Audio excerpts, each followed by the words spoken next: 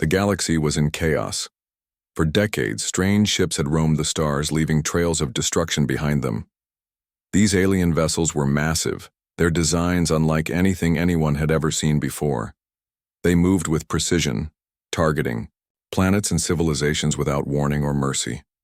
One by one, star systems fell, their people either wiped out or forced to flee. The older, more advanced species that had once ruled the galaxy were powerless against this new threat. Some tried to fight back, but their efforts ended in failure. Others attempted to negotiate, only to be ignored or destroyed.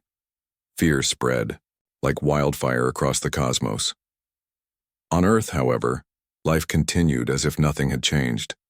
People went about their days consumed by their own problems. Politicians argued over budgets, celebrities dominated social media, and sports fans cheered for their favorite teams. The Galactic War felt distant, almost unreal. To most humans, it was just another story on the news, something happening light years away that didn't affect them directly. After all, humanity was still relatively new to space exploration. Their fastest ships could barely reach the edges of their own solar system, let alone travel to other stars. Compared to the ancient civilizations, being torn apart, Earth seemed small and insignificant. But not everyone ignored what was happening out there. In a quiet corner of NASA's headquarters, a man named Daniel Carter sat at his desk, staring at a computer screen. He wasn't a hero or a leader, just an ordinary astrophysicist who spent most of his time analyzing data and writing reports. Today, though, he was doing something different. His task was simple: clean up old files from the archives. It was tedious work, the kind of job no one else wanted to do. But Daniel didn't mind. He liked staying busy, even if it meant sifting through decades-old records. As he scrolled through lines of text and numbers, something caught his eye. A file labeled Priority 1 stood out among the clutter. It was buried deep within the system, marked as unread and untouched for nearly 2 centuries. Curious, Daniel opened it. At first glance, it looked like any other piece of data, a string of encrypted characters that made no sense. But when he ran it through a decryption program, words began to appear on the screen, words that stopped him cold. It was a message, an alien message. Daniel leaned closer, his heart racing. The sender identified themselves as the Voran Collective, a group claiming to represent a peaceful civilization fleeing an unknown enemy. The message was brief but urgent. It explained that the Voran had been driven from their homeworld and were seeking refuge. They had reached out to multiple worlds, including Earth, hoping to find allies. Most importantly, they asked for help. Daniel couldn't believe what he was reading. This message had been sent centuries ago, yet it had gone completely unnoticed. How was that possible? He glanced around the room, half expecting someone to walk in and tell him it was a joke. But he was alone. The weight of the discovery hit him hard. If the Voran were telling the truth, then humanity had missed a chance to make contact with an alien species, and potentially prevent the current crisis. He knew he couldn't keep this to himself. Grabbing his phone, he called Lisa Monroe, a programmer who worked in the same building. Lisa was known for her sharp mind and quiet demeanor. She rarely spoke unless necessary, but when she did, people listened. When Daniel explained what he'd found, she agreed to come down immediately. When Lisa arrived, Daniel showed her the message. Her eyes widened as she read it, her fingers flying across her laptop keyboard as she double-checked the encryption. "This is real," she said finally, her voice soft but firm. "Someone deliberately hid this." "What do you mean?" Daniel asked. "Look at the metadata," Lisa replied, pointing to her screen. "This message was rerouted into an obscure archive. It never reached the main communication channels. Someone didn't want us to see it." Daniel frowned. "But why? Who would do that?" Lisa shook her head. "I don't know, but we need to find out." Together, they decided to take the matter to their supervisor, Richard Blake. Richard was a no-nonsense man in his 50s, with graying hair and a perpetual scowl. He wasn't the type to get excited easily, but when Daniel and Lisa presented their findings, Even he couldn't hide his surprise. After reviewing the evidence, he agreed that the situation warranted further investigation. Over the next few days, the three of them dug into historical records, searching for answers. What they uncovered was unsettling. 200 years earlier, Earth's global communications network had been fragmented and inefficient. Different nations and organizations operated independently, often at odds with one another. Messages from space were routinely mismanaged or ignored, especially if they came from unknown sources. In this case, the Voran message had landed in a bureaucratic black hole, lost amidst competing interests and petty squabbles. But that wasn't the whole story. As Lisa dug deeper, she discovered traces of deliberate interference. Someone had tampered with the routing protocols, ensuring the message would never reach the right people. This wasn't just negligence, it was sabotage. The question was, who had done it, and why? Richard insisted on taking the matter higher up the chain of command. He arranged a meeting with a joint committee of world leaders, presenting the evidence alongside Daniel and Lisa. At first, the officials were skeptical. Many dismissed the message as irrelevant, given how much time had passed. But as the implications sank in, attitudes began to shift. If the Voran were telling the truth, humanity had missed an opportunity to form an alliance that might have changed the course of history. Daniel spoke up during the meeting, his voice steady despite the nerves twisting in his stomach. "We can't change the past," he said. "But we can decide what we do now. The Voran reached out to us for help. Maybe it's not too late to respond." His words resonated with the committee. Though hesitant, they agreed to authorize further investigation. Humanity had ignored the galaxy's troubles for too long. Now, faced with the possibility of redemption and survival, they were finally ready to act. Daniel, Lisa, and Richard knew they were stepping into uncharted territory. The discovery of the Voran message had opened a door to questions no one had thought to ask before. Why had Earth ignored such an important call for help? Who had tampered with the message, and what was their motive?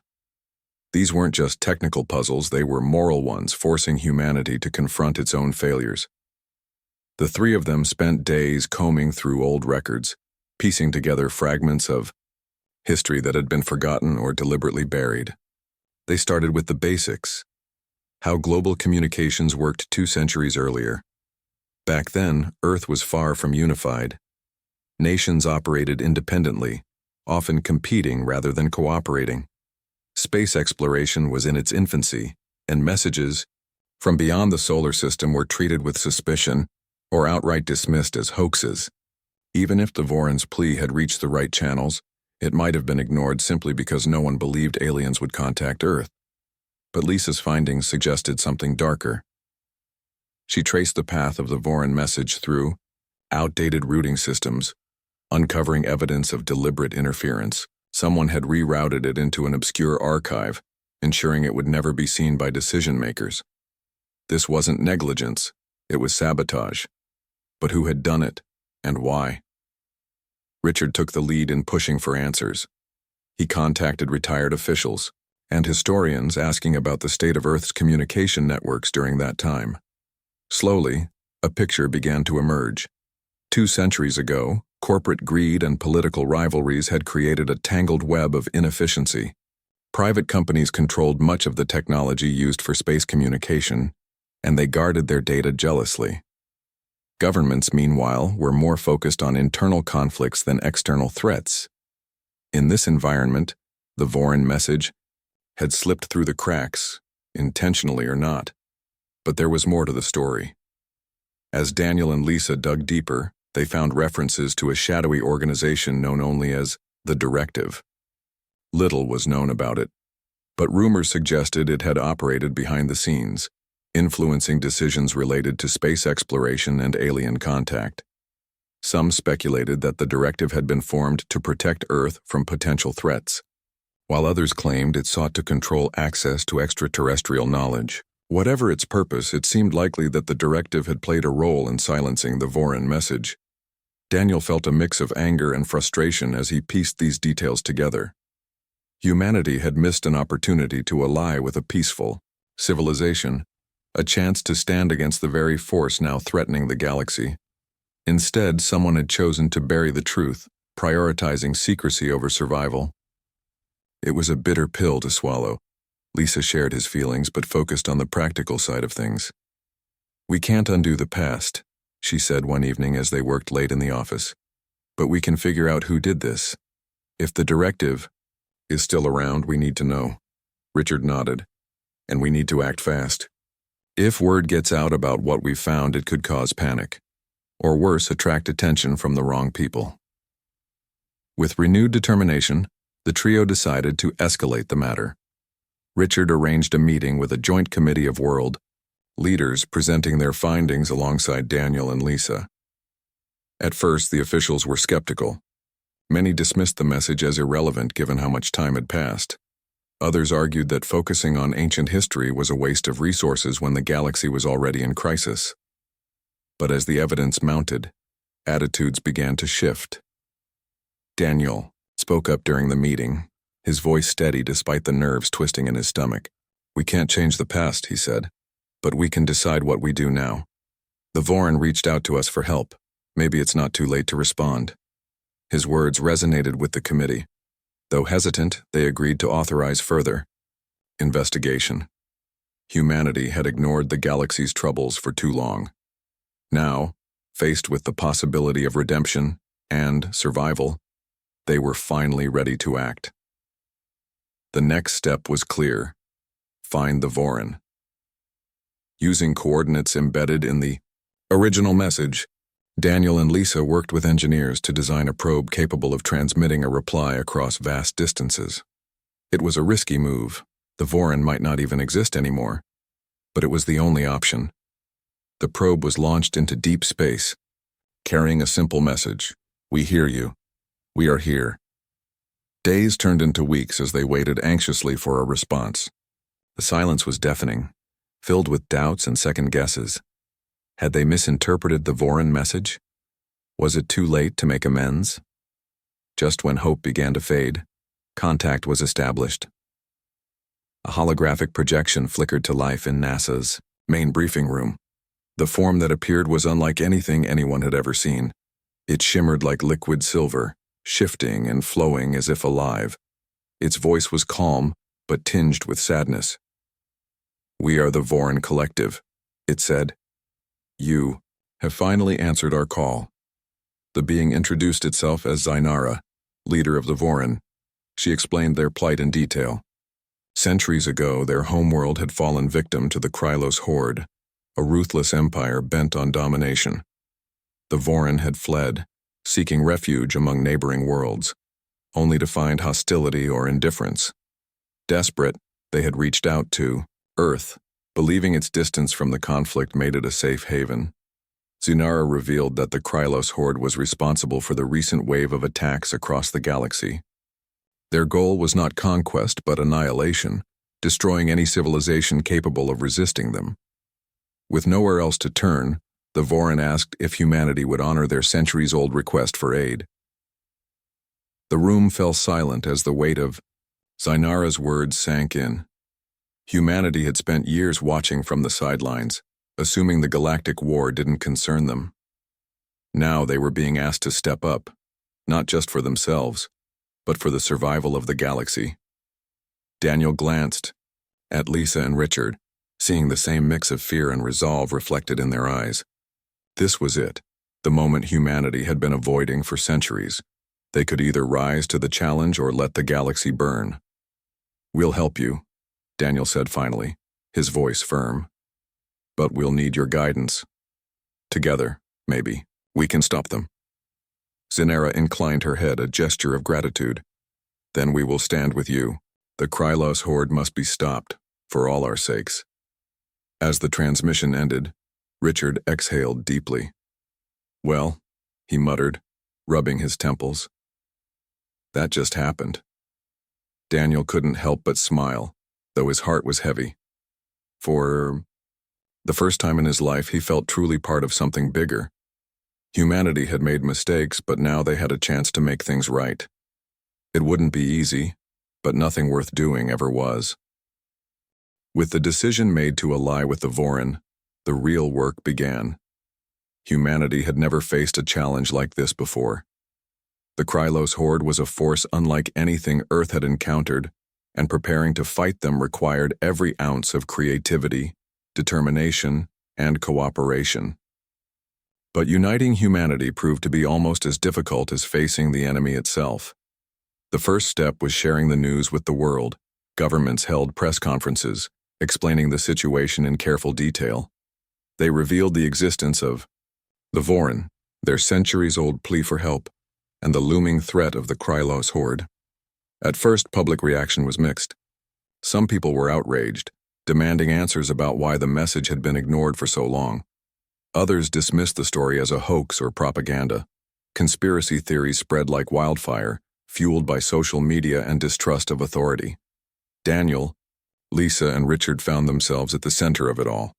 They gave interviews, answered questions, and tried to reassure the public that humanity wasn't alone in this fight. Daniel spoke plainly, avoiding technical jargon. "We messed up," he admitted during one interview. "But we have a chance to fix it now. If we work together, we can protect our planet, and maybe even save others." Despite the skepticism, many people rallied behind the cause. Scientists, engineers, and ordinary citizens volunteered their skills and resources. Factories shifted. Production to build weapons and ships based on designs provided by the Vorin. Schools and universities offered crash courses in advanced technology, training a new generation of technicians and pilots.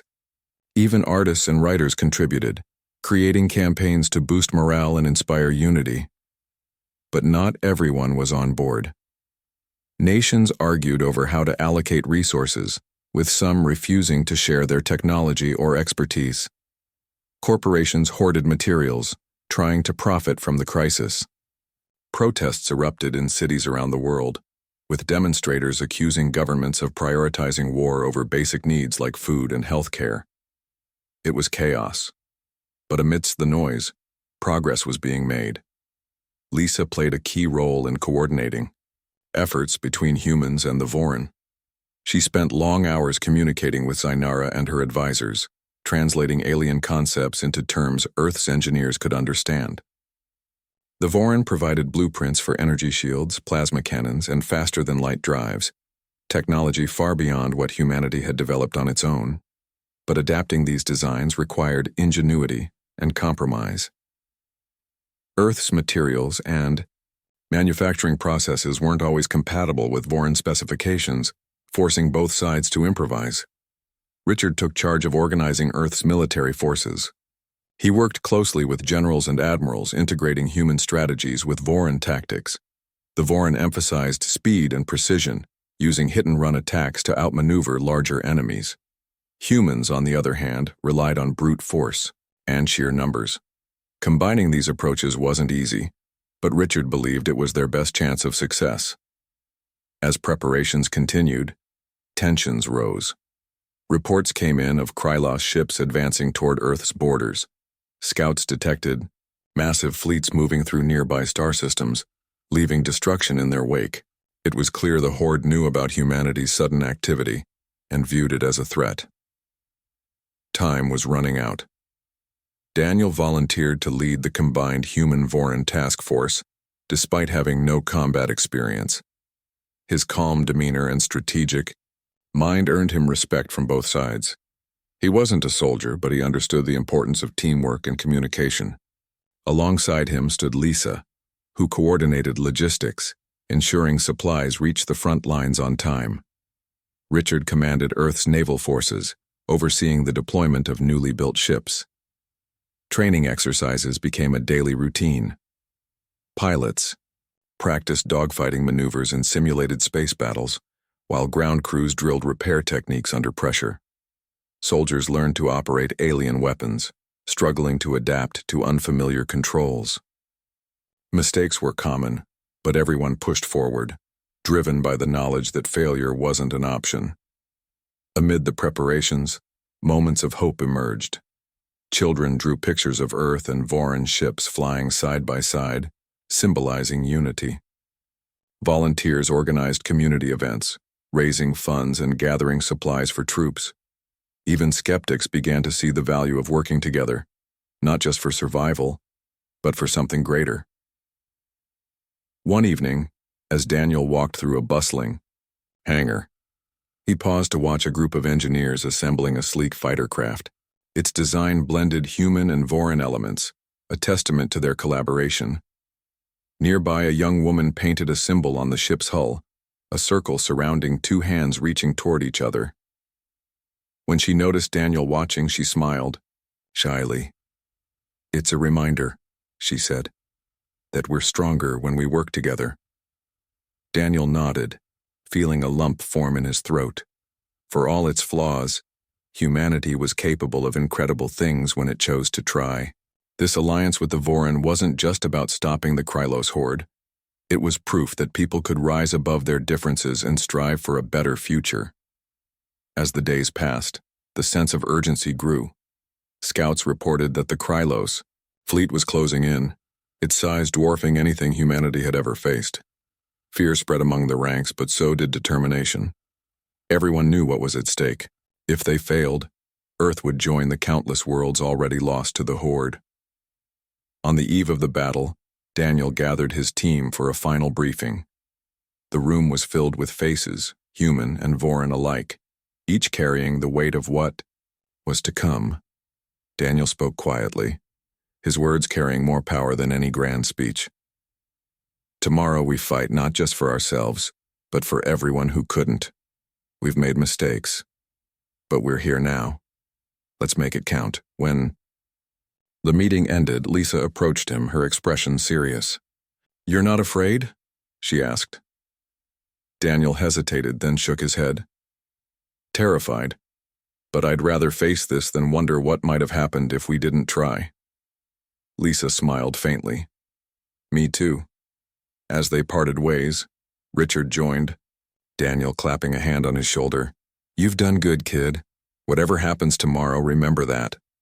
Daniel nodded, watching as Richard walked away. For the first time in weeks, he allowed himself a moment of quiet reflection. Tomorrow would bring uncertainty, danger, and sacrifice. But tonight he felt a strange sense of peace. Humanity had stumbled, faltered, and ignored the cries for help. Yet here they were, standing ready to fight alongside those they had once abandoned. In the vastness of space, Earth was small, but in that moment it felt infinite. The battle began without warning. One moment, the skies above Earth were calm and quiet. The next, alarms blared as sensors detected the arrival of the Krylos horde. Their ships filled the void of space like a swarm of locusts, dark and menacing, against the backdrop of stars. Humanity's newly built fleet alongside the Voran forces scrambled to form a defensive line in orbit. This was it, the moment they had been preparing for. Daniel stood on the bridge of the flagship, his eyes fixed on the screens displaying the battlefield. He wasn't a soldier, but he had been chosen to lead this mission because of his ability to think clearly under pressure. Around him, human and Voran officers worked side by side, their voices calm despite the chaos unfolding outside. Lisa sat at a nearby console, her fingers flying across the keyboard as she relayed real-time data to the fleet. Richard's voice crackled over the comms, directing Earth's naval forces with sharp commands. The Krylos fleet outnumbered them 10-1. Their ships were massive, each one bristling with weapons that glowed ominously in the darkness. They moved with precision, forming tight formations that seemed impossible to break. But Daniel knew brute force wouldn't win this fight. Speed, strategy, and teamwork were their only advantages. "Target their lead ships," Daniel said, pointing to a cluster of Krylos vessels at the front of the formation. "If we can disrupt their command structure, it'll weaken their coordination." The order was relayed instantly. Human and Voran ships broke into smaller groups, darting through the enemy lines like streaks of light. Plasma cannons fired, their beams slicing through the hulls of Krylos ships. Explosions lit up the void, sending debris spinning into the blackness. For every enemy vessel destroyed, however, 2 more seemed to take its place. Lisa monitored the battle closely, her screen flashing with updates. "They're adapting," she warned. Their shields are stronger than we anticipated. Daniel nodded grimly. Tell our engineers to recalibrate the plasma cannons. We need more power. It was a risky move. Increasing the energy output could overload the weapons systems, but there was no time to hesitate. Orders were sent out, and within minutes the fleet adjusted its tactics. The new settings worked. The enhanced beams pierced through the Krylos shields, causing significant damage. Cheers erupted on the bridge, but Daniel silenced them quickly. We're not done yet, he reminded everyone. Stay focused. As the battle raged on, casualties mounted. Several human ships were hit, their crews lost in fiery explosions. The Voran suffered losses too, their silver ships breaking apart as they were overwhelmed by superior numbers. Despite the odds, neither side faltered. Every ship that fell was avenged by another, determined to hold the line. Richard's voice came over the comms again, tense but steady. We're taking heavy fire near the moon.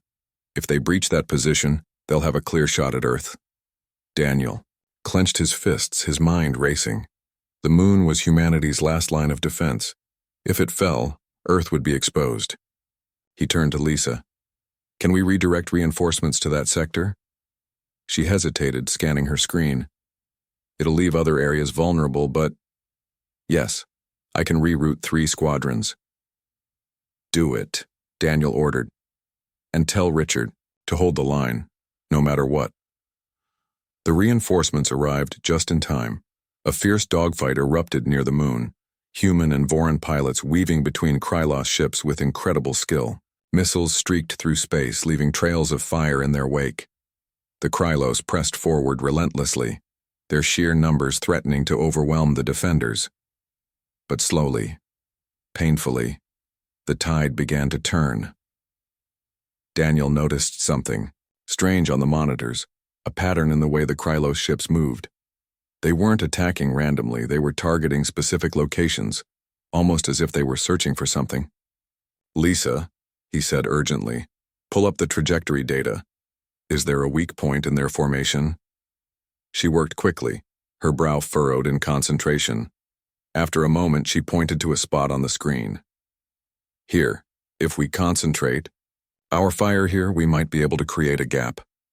Daniel didn't hesitate. All units, focus your attack on this location. Hit them hard and fast. The fleet responded immediately. Ships converged on the designated area, unleashing everything they had.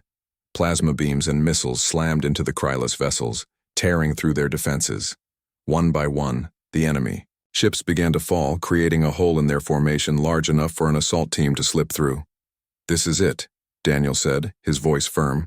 Send in the strike team. Target their flagship. The strike team consisted of the fastest and most agile ships in the fleet, piloted by humans and Voran alike. They darted through the opening, dodging enemy fire as they made their way toward the heart of the Krylos fleet. At the center of it all loomed the flagship, a monstrous vessel larger than anything they had ever seen. Its surface was covered in weapons turrets, and its engines glowed with an eerie red light. As the strike team approached, the flagship unleashed a barrage of attacks. Beams of energy lashed out, narrowly missing the smaller ships as they weaved through the chaos. Pilots shouted updates over the comms, their voices strained but resolute.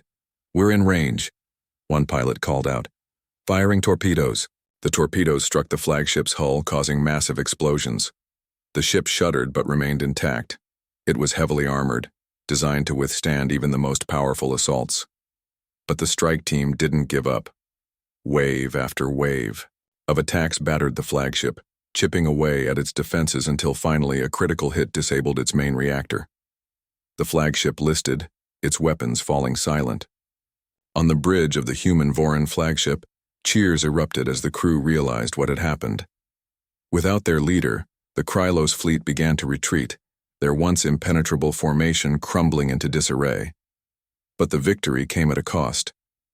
Dozens of ships had been lost and countless lives sacrificed. The moon bore scars from orbital bombardments, its surface pockmarked with craters. Earth itself had been spared, but the scars of war would linger for generations. As the dust settled, Daniel leaned back in his chair, exhaustion washing over him. Lisa joined him, her face pale but relieved. "We did it," she said softly. Daniel nodded, though his expression was somber. "For now, but this isn't over. The Krylos will regroup. And when they do, we need to be ready." Richard entered the bridge, his uniform scorched and his face lined with fatigue. "Good work," he said gruffly. "Everyone did good." For a moment, the three of them stood in silence, watching as the surviving ships returned to formation. The galaxy was still dangerous and the road ahead would be long and difficult. But for the first time in centuries, hope burned brightly among the stars. Humanity had risen to the challenge, proving that even the smallest efforts could make a difference. Together with the Vorin, they had faced an enemy far greater than themselves, and emerged victorious. It was a reminder that unity, courage, and determination could overcome even the darkest threats. The aftermath of the battle was a mix of relief and sorrow. The Krylos horde had retreated, their flagship destroyed and their forces scattered. For now, Earth was safe. But the cost of victory weighed heavily on everyone.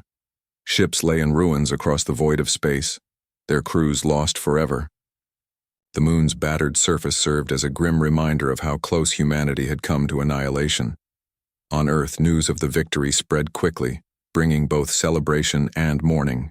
People lit candles for the fallen while others raised flags in defiance, vowing never to let such a threat near their home again. Daniel stood on the observation deck of the flagship, staring out at the stars. His hands trembled slightly, though he tried to hide it. The adrenaline that had carried him through the battle was fading, leaving behind a deep exhaustion. Lisa joined him, her face pale but calm. She didn't say anything at first, just stood beside him, sharing the quiet moment. Finally, she spoke. "We made it." Daniel nodded slowly. "Yeah, we did." His voice was soft, almost a whisper. "But it doesn't feel like winning." Lisa understood what he meant. Victory didn't erase the losses, the lives cut short, the sacrifices made. It didn't undo the scars left on Earth or the wounds inflicted on the Vorin.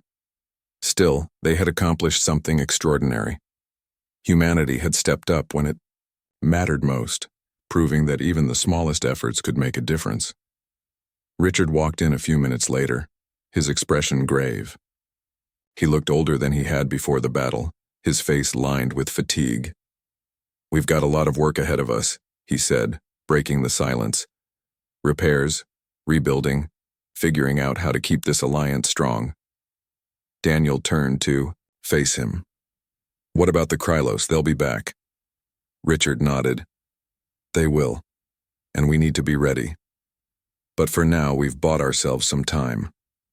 Time was precious, and everyone knew it. Engineers worked around the clock to repair damaged ships and fortify Earth's defenses. Factories churned out new vessels, incorporating lessons learned from the battle. Scientists studied captured Krylos technology, hoping to find weaknesses that could be exploited in future conflicts.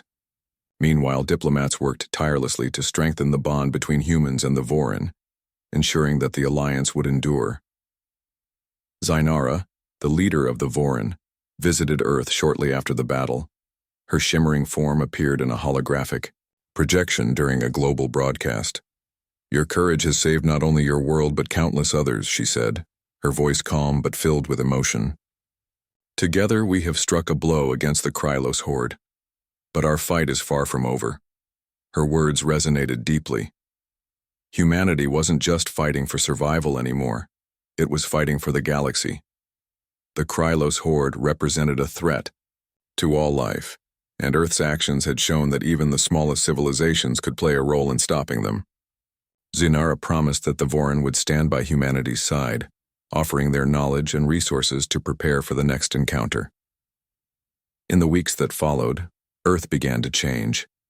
The unity forged during the crisis didn't fade entirely. Nations set aside old rivalries, focusing instead on common goals. Corporations that had once hoarded technology now shared their innovations, recognizing the importance of collaboration. Communities came together to support those who had lost loved ones in the battle. Art, Music and literature reflected the resilience and determination of a species that had faced its darkest hour and emerged stronger. Daniel, Lisa, and Richard became symbols of hope. Their names were mentioned in speeches, their faces appearing on news broadcasts and magazine covers, but they didn't seek fame or recognition.